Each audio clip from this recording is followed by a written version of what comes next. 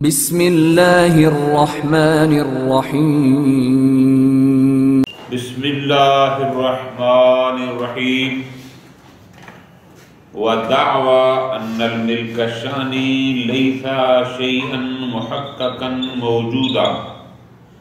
بات ہماری یہ چل رہی تھی کہ جس صورت میں صورت اولا ہمارا موضوع بحث ہے کہ اس میں وقف کی بیع جائز ہے۔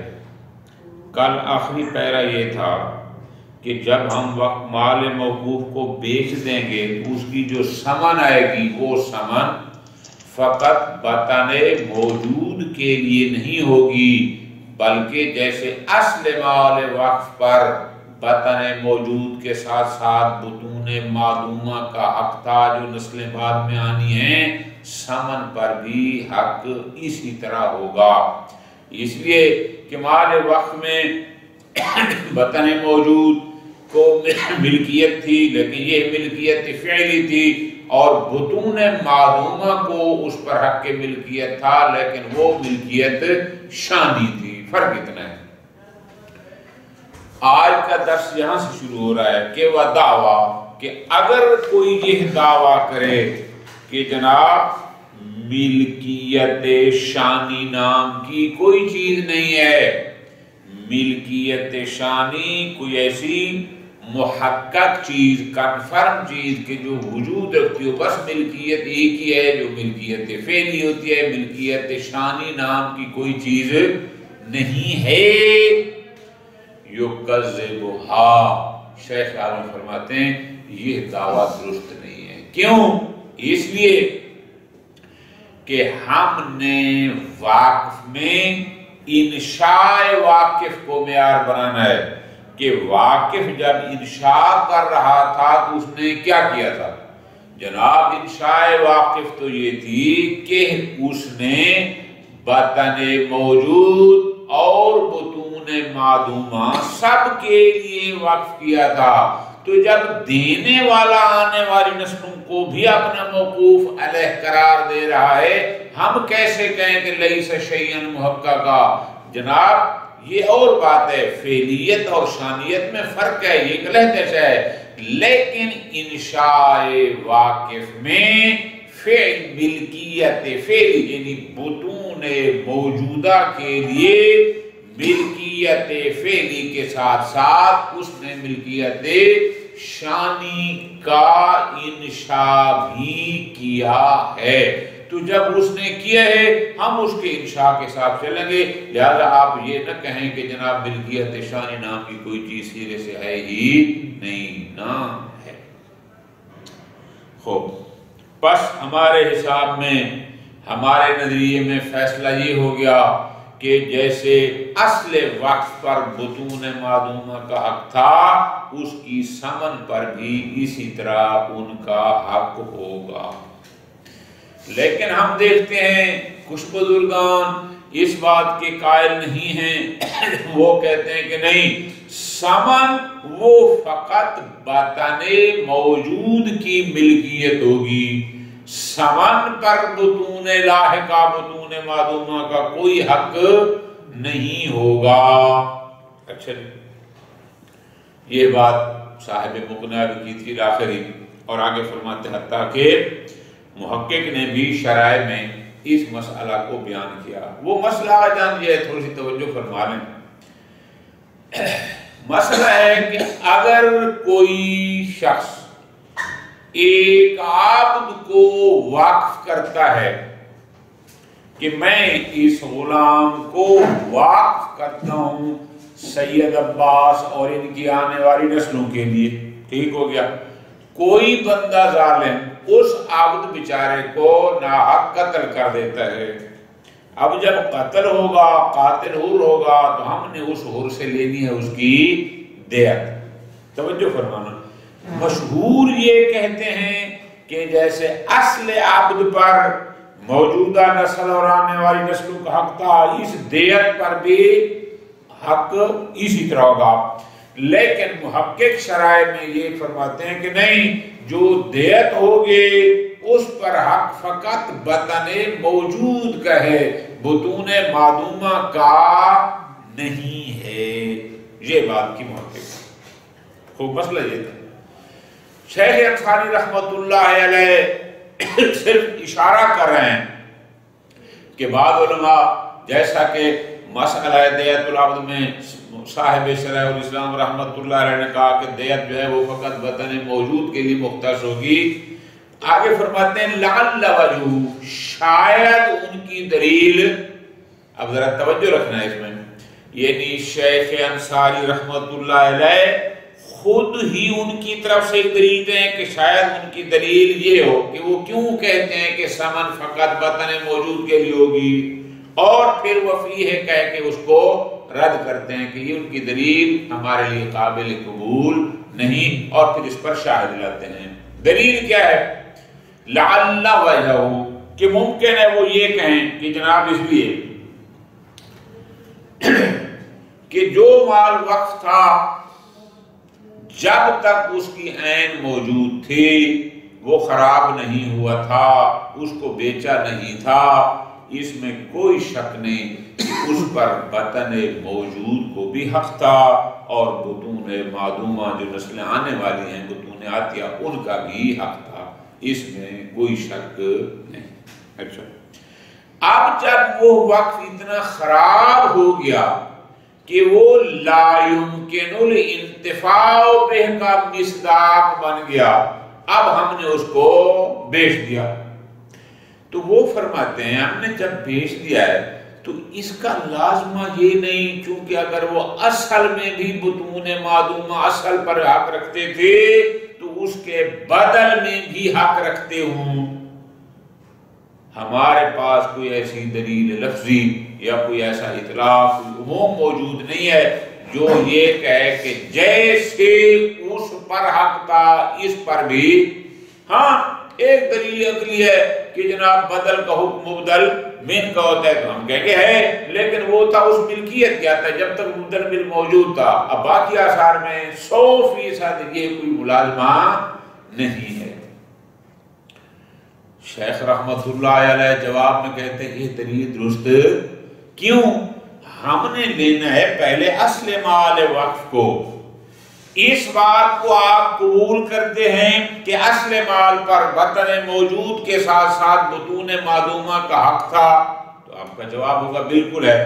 اب جب یہ بیچا جا رہا ہے، بہت آسان سی بات ہے لیکن توجہ طرف، اب جب اس مال وقف کو بطن موجود بیع کر رہی ہے، بیچ رہی ہے، تو آیا وہ فقط اپنا حق کے ملکیت مشتری کو منتقل کر رہے ہیں یا جو اس پر حق بطون معدومہ کا تھا وہ بھی منتقل کر رہے ہیں؟ اگر ہوگی پہلی صورت کہ وہ فقط اپنا حق منتقل کر رہے ہیں تو اس پر بڑی مزیدار بات آئے گی. اس کا مطلب ہے جب یہ بطن موجود ختم ہو جائے گا، ان کا کوئی فرد بھی باقی نہ رہے گا، وہ مال مشتری کی ملکیت سے واپس آ جائے گا آنے والی نسلوں کے پاس. کیوں؟ جو جنہوں نے اپنا حق مشتری کو دیا تھا وہ تو رہے نہیں، اب بطون معدومہ کے لوگ آ گئے، لہذا اب یہ مالک کے پاس چلا جائے گا. حالانکہ ایسا نہیں ہے کہ مشتری کے پاس مال واپس آئے.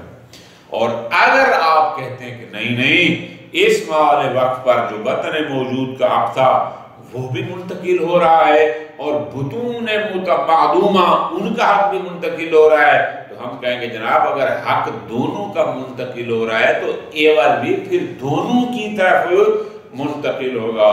پھر جو ثمن آئے گی وہ فقط بطن موجود کی ہو ہی نہیں سکتی، اس پر بطون معدومہ کا حق بھی اسی طرح رہے گا. پھر اس پر دو شاہد دیتے ہیں.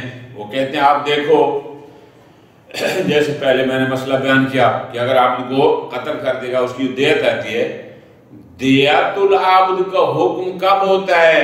بڑی آسان سی بات، جب کوئی شخص کسی عبد کو قتل کر دیتا ہے، قتل کرنے کے بعد ایک حکم شرعی آتا ہے. کون سا؟ کہ آپ اس کو دیت ادا کریں. جب تک قتل نہیں ہوا تھا، حتیٰ کہ قتل ہو رہا تھا تب بھی نہیں تھا. کیوں؟ ممکن ہے وہ بچ جاتا پھر دیت اور ہوتی. قاتل کنفرم ہو گیا، موت ہو گئی، آپ کہتے ہیں کہ آپ اس کو دیت پوری ادا کریں، یہ حکم شرعی تھا۔ یہاں پر ویسا نہیں ہے، یہ معاملہ ہے عوض المعوض کا۔ کیسے کہ جس لمحے، پوری توجہ آگا، میں نے کوشش کیا آسان پہلے میں حل کرنے کی، کہ جس لمحے مسمن ملکیت مشتری میں جا رہا ہوتا ہے، اسی لمحے سمن بھی ملکیت بائع میں آ رہی ہوتی ہے۔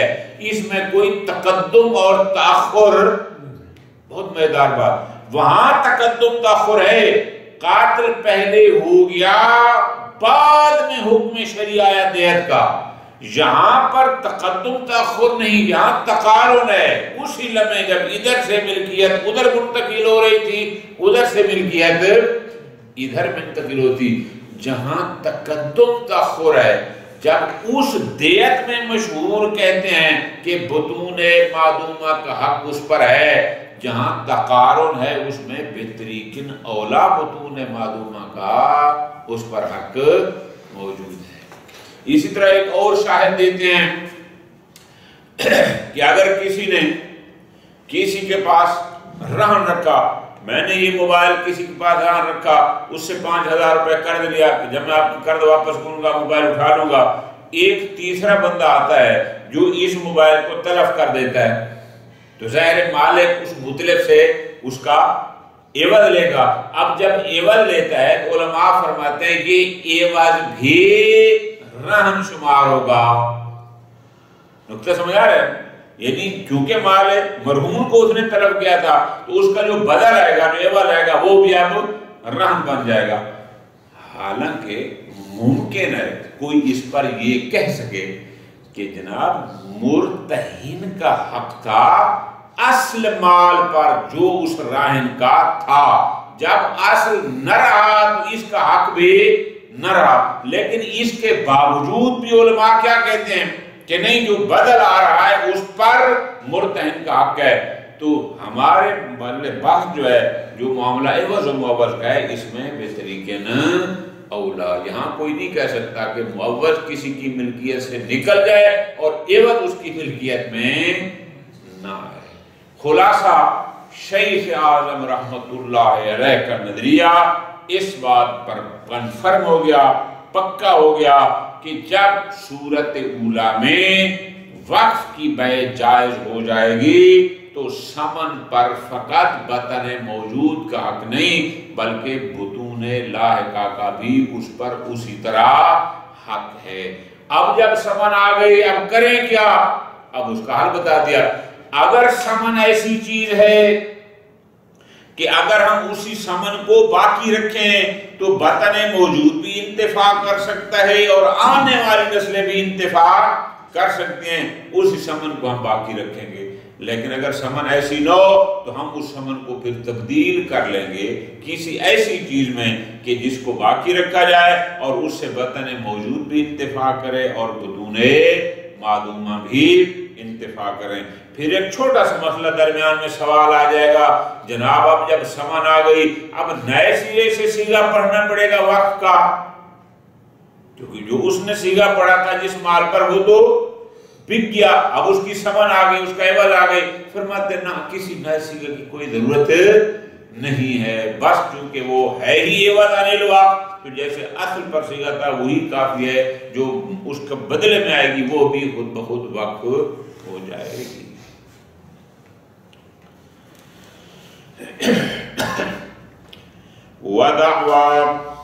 وہ ہماری کل والی آخری بات تھی نا، ہم نے کہا تھا کہ ثمن بطن موجود کے ساتھ مختص نہیں ہے، کیوں؟ چونکہ بطن موجود کا اس پر حق ہے، لیکن ان کا حق حق فعلی ہے اور بطون معدومہ کا حق اس پر حق شانی ہے۔ اگر کوئی یہ کہے کہ ان الملک شانی، کہ جناب ملکیت فعلی تو ہوتی ہے کہ یہ بندہ بھی اس مال کا مالک ہے، لیکن ملکیت بالقوہ، ملکیت شانی لیس شیئا محققا موجودہ، یہ ملکیت شانی نام کی کوئی چیز موجود نہیں ہے، یہ خارج میں نہیں ہے کہ کوئی ملکیت شانی نام کی چیز بھی ہو، بس ملکیت ایک ہی ہوتی ہے کہ یہ مملوک ہے، فلاں اس کا مالک ہے بالفعل، یہ بالقوہ ملکیت والا کوئی آپشن نہیں ہے۔ شیخ عالم جواب میں کہتے ہیں یُقَوِّبُہَا، اس دعویٰ کی تکذیب، جو کہتے ہیں کہ ملکیت شانی نام کی کوئی چیز ہے ہی نہیں، ان کی تکذیب کیا کرتا ہے؟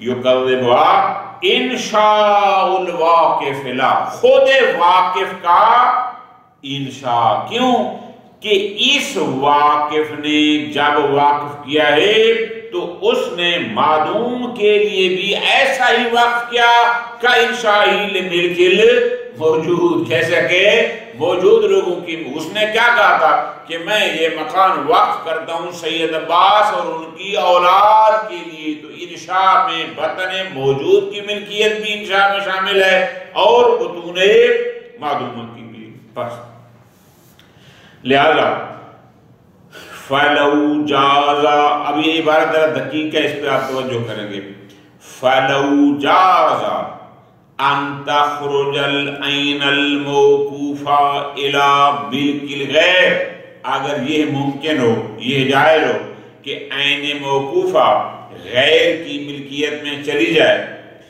بے عوض، ایسے عوض کے مقابل میں کہ لا يدخل فی ملک المعدوم، کہ وہ عوض ملک معدوم میں داخل نہ ہو، علی نحو دخول المؤول، اور جیسے مؤول ملک معدوم میں تھا یہ عوض ملک معدوم میں نہ جائے۔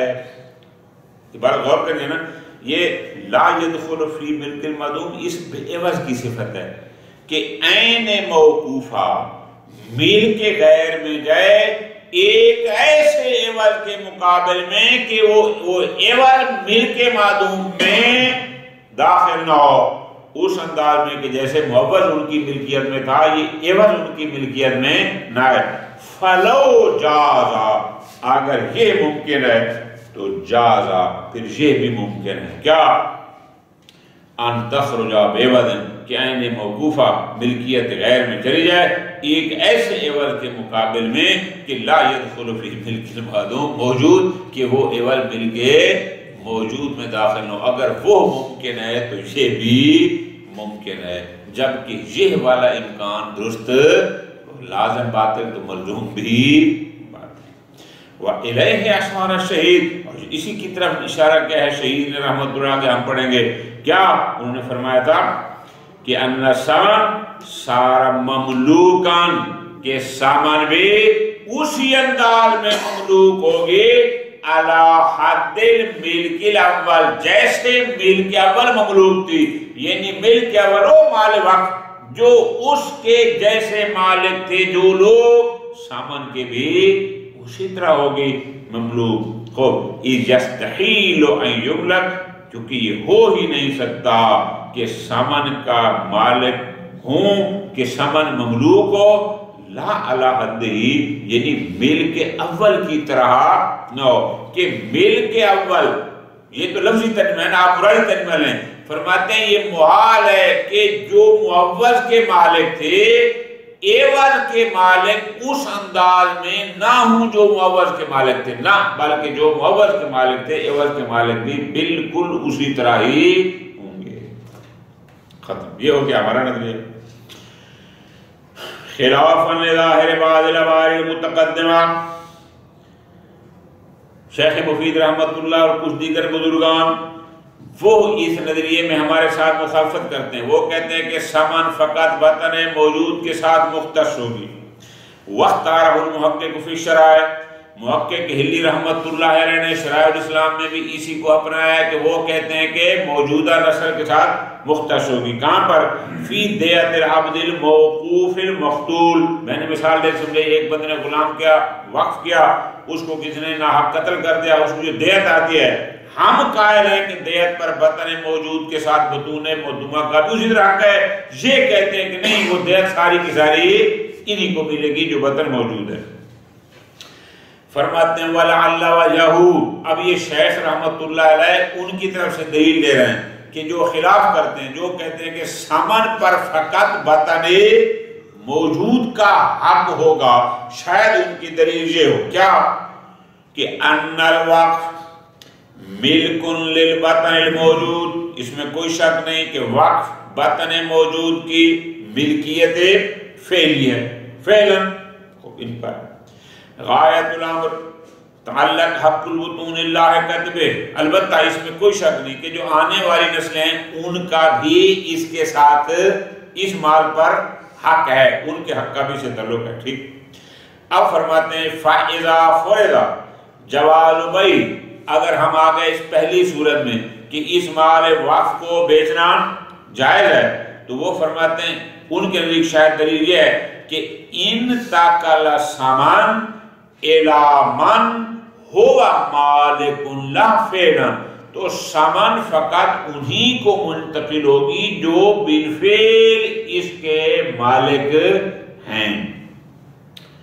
بس لا يلزم من تعلق الحق بعین المبیع تعلقہ بالثمن، کوئی لازم نہیں ہے کہ جن کے حق کا خود مبیع کے ساتھ تعلق تھا اس کی ثمن پر بھی ان کا حق ہو، وہ کہتے ہیں کوئی لازم نہیں ہے.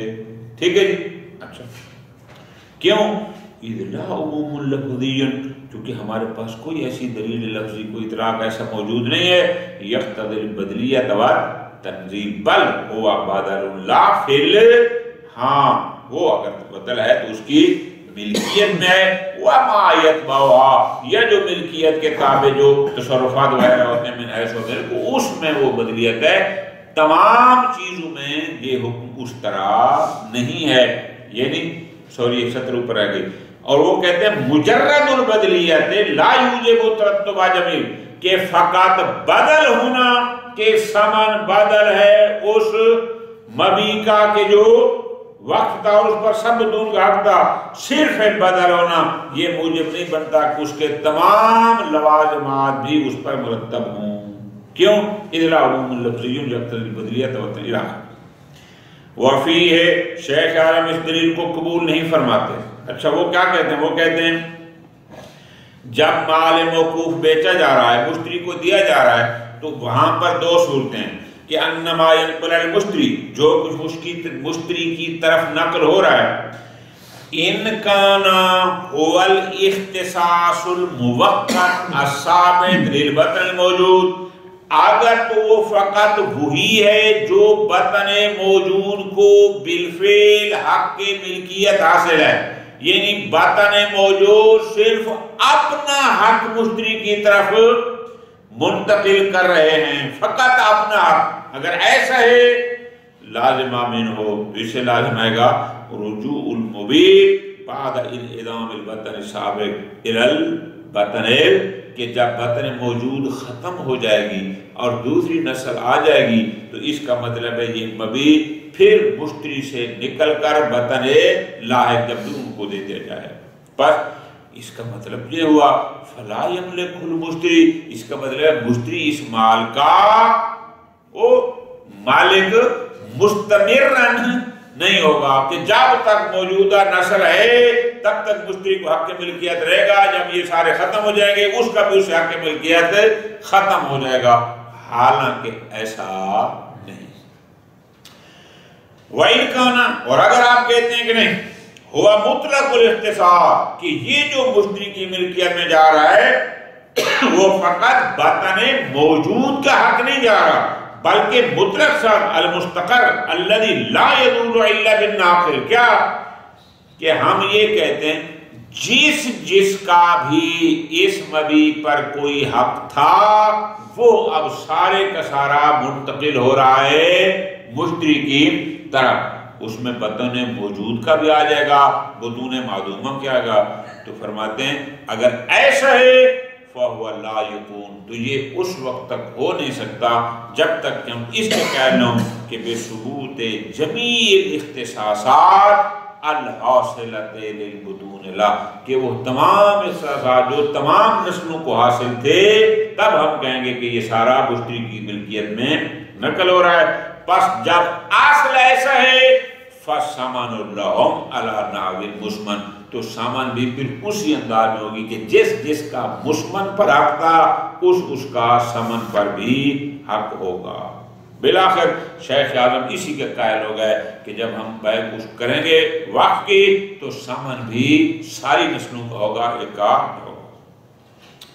وَمِمَّا ذَكَرْنَا، اب یہاں پر دو شاہد ہیں، وہ یہ ہے تعریف اَنَّ اشتراک البطون فی الثمن، کہ اگر ہم مال وقف کو بیچتے ہیں تو ہمارا نظریہ یہ ہے کہ اس کی جو ثمن ہے اس میں ساری نسلیں مشترک ہیں، موجودہ بھی اور معدومہ بھی۔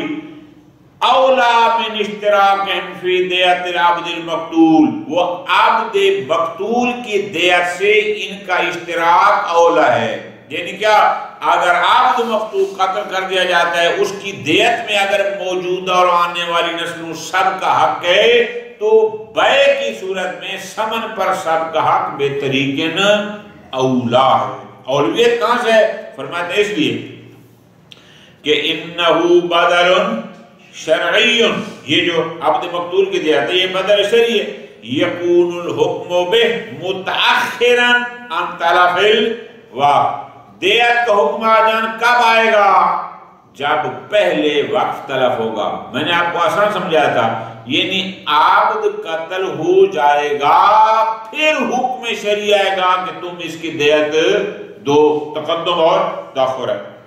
فجاز عقلا، ممکن ہے کوئی کہے کہ جائز ہے کیا کہ منع سرایت الحق البطون لاحقۃ ہے، کہ جو بطون لاحقہ ہیں ان کا اسی عبد کی حد تک، عین کی حد تک وقت آ، جب عین نہ رہے تو بندے کے یعنی غلام کے قاتل ہوتے ہی آنے والی نسلوں کا حق اس سے ختم ہوگا۔ عقلاً یعنی ایسا ممکن ہے۔ بخلاف الثمن، لیکن جب بات بیع کی آتی ہے، بات ثمن اور مسمن کی آتی ہے، یہاں کوئی تقدم تاخر نہیں ہے، یہاں ایسا کوئی امکان عقلی نہیں ہے۔ کیوں؟ فَإِنَّهُ يَمْلِكُهُ مَنْ يَمْلِكُهُ بِنَفْسِ خُرُوجِ الْوَقْفِ عَنْ مِلْكِهِ، اس لیے کہ یہاں پر ثمن کا مالک وہی بنتا ہے، کون؟ کہ جو ہی وقف ان کی ملکیت سے نکلے گا اسی لمحے وہ ثمن کا مالک بن جائے گا۔ کیوں؟ اس لیے کہ علاوہ جل معاوضہ، معاوضہ حقیقیہ کیا ہوتا ہے کہ جس لمحے ادھر سے کچھ ادھر منتقل ہو رہا ہے اسی لمحے ادھر سے بھی ادھر منتقل ہو رہا ہے، کوئی تقدم تاخر نہیں۔ بس فلا یعقل اختصاص العوض بمن لم یختص بالمعوض، یہ ہو ہی نہیں سکتا کہ عوض فقط انہی کے لیے مختص ہو کہ معوض جن کے لیے مختص نہیں تھا۔ جب معوض فقط بدن موجود کے لیے نہیں تھا تو ثمن کیسے فقط بدن موجود کے لیے مختص ہو سکتی ہے؟ اسی طرح فرماتے ہیں وَمِنْ هُنَا اتَّالَ اَيْضًا، اسی طرح فرماتے ہیں ایک اور شاہد ہے وہ بھی یہی ہے کہ أَنَّهَا أَوْلَى بِالْحُكْمِ مِنْ بَدَلِ الرَّهْنِ۔ میں نے آپ کو مثال دے کے سمجھایا کہ میں نے موبائل رہن رکھا، 5000 کر لیا، تیسرا بندہ آیا اس نے آ کے موبائل تلف کر دیا تو مالک مال اس مطلب سے لے گا بدل۔ علماء فرماتے ہیں جو بدل ہوگا وہ بھی رہن ہوگا جب تک راہن اس کو فق نہیں کراتا، تو اس کی نسبت بطریقین اولا ثمن کا حکم بھی یہی ہے کہ جب مسمن وقف تھا۔ اولا بالحکم من بدل الرہن الذی حکموا بکونہ رہنا۔ کیوں؟ اور یہ کیوں؟ لأن حق الرہنیت متعلق بالعین، اس لیے کہ حق الرہنیت یعنی مرتہن کا حق کس سے متعلق تھا؟ خود موبائل سے، عین مال سے جو راہن نے اس کے پاس جا کر رکھا۔ کیوں؟ من حیث انہ ملک لمالک اول، اس لیے کہ یہ موبائل اس کی مالک ہو، یعنی وہ مالک اول کی ملکیت ہے، اس لیے رکھا۔ اب جب مطلف نے اس کو طلب کر دیا جازا یرتفع، ممکن ہے کہ مرتہن کا حق اب اس سے مرتفع ہو جائے۔ بھئی تیرا حق تھا موبائل پر، موبائل تو رہا نہیں، لہذا اب تو خالی اسے قرض مانگے گا، رہن سہن کا سلسلہ ختم۔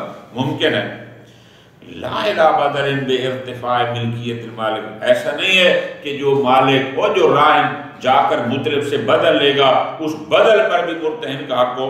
ممکن ہے، ہم کہہ سکتے ہیں کہ اس کا اس پر کوئی حق نہ ہو۔ بخلاف الاختصاص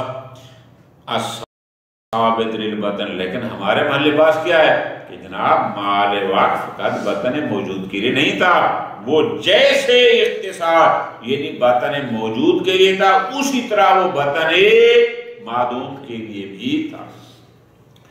فَإِنَّهُ لَيْسَ قَائِمًا بِالْعَيْنِ مِنْ حَيْثُ إِنَّهُ مِلْكُ الْبَطَنِ الْمَوْجُودِ، ایسا نہیں ہے کہ یہ حق فقط بطن موجود کا حق تھا اور فقط عین کے ساتھ ہے، فرماتے ہیں نا، بلکہ بطن موجود کا جو حق ملکیت تھا اختصاص موقت نظیر اختصاص البطن الموجود، جیسے بطن موجود کے لیے مختص ہے بالفعل، اسی طرح بطون معدومہ کے لیے بھی مختص ہے بالشان۔ پس کیسے؟ منشان بے انشائی، خود واقف کے انشاء سے اس کا وہ منشا ہے۔ کیا؟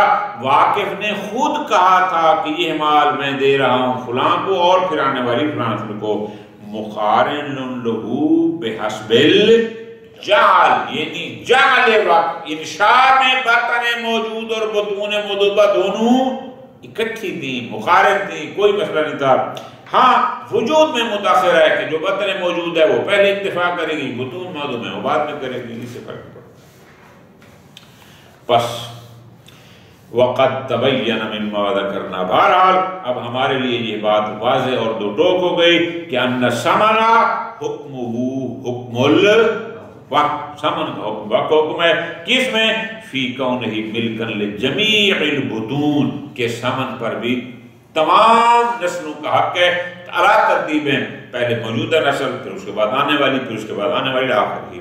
اب فَإِنْ كَانَ مِمَّا، اگر ثمن ایسی تھی کہ یمکن ان یبقى، کہ یہ ممکن ہے کہ اس کو ہم باقی رکھیں، اسی عین ثمن کو باقی رکھیں، وَيَنْتَفِعُ الْبُطُونُ، اور نسل در نسل اس سے فائدہ اٹھاتے رہیں، عَلَى نَحْوِ الْمُبْدَلِ، وہ جیسے مبدل من تھا جو اصل تھا، وَقَانَتْ مَصْلِحَةُ الْبُطُونِ فِي بَقَائِ، اور تمام نسلوں کی مصلحت اور فائدہ بھی اس میں تھا کہ اس کو اسی ثمن کو ہی باقی رکھا جائے، اوبقیا یعنی ثمن کو باقی رکھا جائے گا، وَإِلَّا، لیکن اگر ان کی مصلحت اس میں نہ ہو تو ابدلا مکانہ، اس ثمن کو کسی اور ایسی چیز سے تبدیل کرے کہ جو بطن موجود اور بطون لاحقہ کے لیے اصلہ ہو، زیادہ فائدہ مند ہو، سود مند ہو۔ تو پھر آخری مسئلہ یہ ہے گا کہ اب جب ثمن آ گئی، اس ثمن پر یا اس کو یا ثمن کو ہم نے کسی اور چیز میں تبدیل کیا، پھر نیا صیغہ وقف جاری کرنا ہوگا، تو جواب یہ ہے کہ نام وَإِنْ هُنَاظَرْ عَدَمُ الْحَاجَّةِ إِلَى صِيغَةِ الْوَقْفِ فِي بدل میں کسی صیغہ وقف کی کوئی ضرورت ہے، اگر ہم نے ثمن کو تبدیل کر دیا کسی اور چیز میں، کسی صیغہ وقف کی ضرورت نہیں ہے، بل نفس البدلیہ، بلکہ اس کا بدل ہونا یہ تقاضا کرتا ہے کہ یہ مثل مبدل کا ہے، جو حکم اس کا تھا وہی حکم اس کا ہے، اور اسی وجہ سے شہید اول نے غایۃ المراد میں فرمایا تھا لِأَنَّهُ صَارَ مَمْلُوكًا، کہ یہ ثمن اسی طرح مملوک ہوگی جیسے ملک اول مملوک تھی، یعنی جو لوگ اس ملک اول کے مالک تھے ثمن کے مالک بھی وہی ہوں گے۔ کیوں؟ انہوں نے فرمایا تھا یہ محال ہے کہ ثمن کا مملوک ہونا اس انداز میں نہ ہو جس انداز میں مسمن مملوک تھی۔ کیا مطلب؟ یعنی مسمن کے مالک کوئی اور ہوں اور ثمن کے مالک کوئی اور ان کو فرماتے ہیں یہ ہو ہی نہیں سکتا۔ صلی اللہ علیہ وسلم۔